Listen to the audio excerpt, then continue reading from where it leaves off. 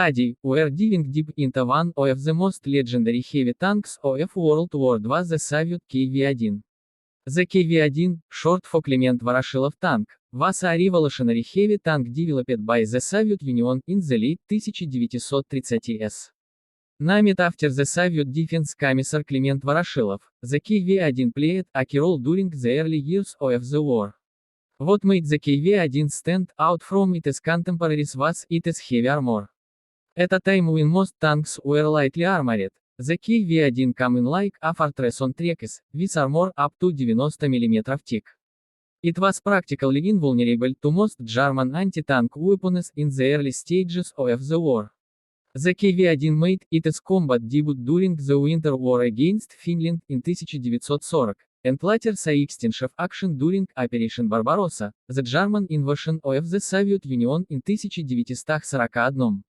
German soldiers were stunned by its resilience, and many of their weapons simply bounced off its armor. It was powered by a V-2K diesel engine delivering 600 horsepower, driving the tank at top speed of around 35 km/h on roads. While not very fast, it was powerful enough to keep up with infantry and provide strong battlefield support. Armed with a 76 2 mm F-32 or ZIS-5 gun, the КВ-1 could take out enemy armor and fortified positions with relative ease. It also carried several machine guns for anti-infantry roles, making it a versatile beast on the battlefield. The tank weighed around 45 tons, making it one of the heaviest tanks of its time.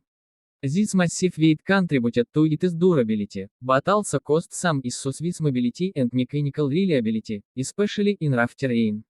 The КВ-1 was a wake-up call for the German military. Its successes forced them to upgrade their anti-tank weaponry and eventually led to the development of more powerful German tanks like the Panther and Tiger. Despite its early dominance, the КВ-1 started to lose its edge as German tanks and weapons became more advanced. Its armor was no longer impenetrable, and its lack of speed and complex maintenance became a burden on the battlefield. By 1943, the КВ-1 was gradually replaced by the more balanced and efficient T-34 and later, the IS series of tanks. Still, the КВ-1 remained a symbol of Soviet resistance and strength during the darkest days of World War II. Many variants of the КВ-1 were produced, including the КВ-1S, which was lighter and more mobile, and command tanks with radios for better battlefield communication. Some versions even had flamethrowers. In total, about 5000 КВ-1 tanks were produced between 1939 and 1943. Today, surviving КВ-1 is extremely rare, mostly found in museums or as monuments across Eastern Europe and Russia. If you're a collector or a war history enthusiast, you might be wondering what is the expected price of a КВ-1 today. Owning a real КВ-1 is extremely rare and expensive. A fully restored and operational КВ-1 could be valued between $2 to $3 million, depending on its condition, originality, and historical provenance.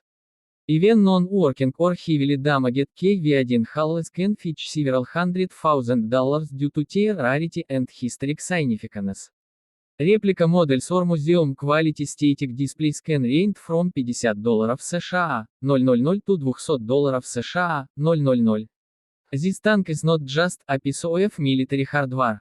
It is a monument to history, a reminder of the brutal Eastern Front and the courage of those who fought in one of the most devastating wars in human history. Modern-day enthusiasts and gamers often encounter the КВ-1 in titles like War Thunder and World of Tanks, where its armor and firepower still dominate the battlefield, just like it once did in real life. Collectors and restorers often face challenges finding parts and original equipment, since production ceased over 80 years ago. Restoring one is a labor of love and dedication. But for those lucky enough to own or see a КВ-1 up close, it is an unforgettable experience standing beside a machine that once rolled into the chaos of war and come out a legend. Thanks for joining us today. Don't forget to like, share, and subscribe for more historic vehicle deep dives, right here on Daily Drive. See you in the next one.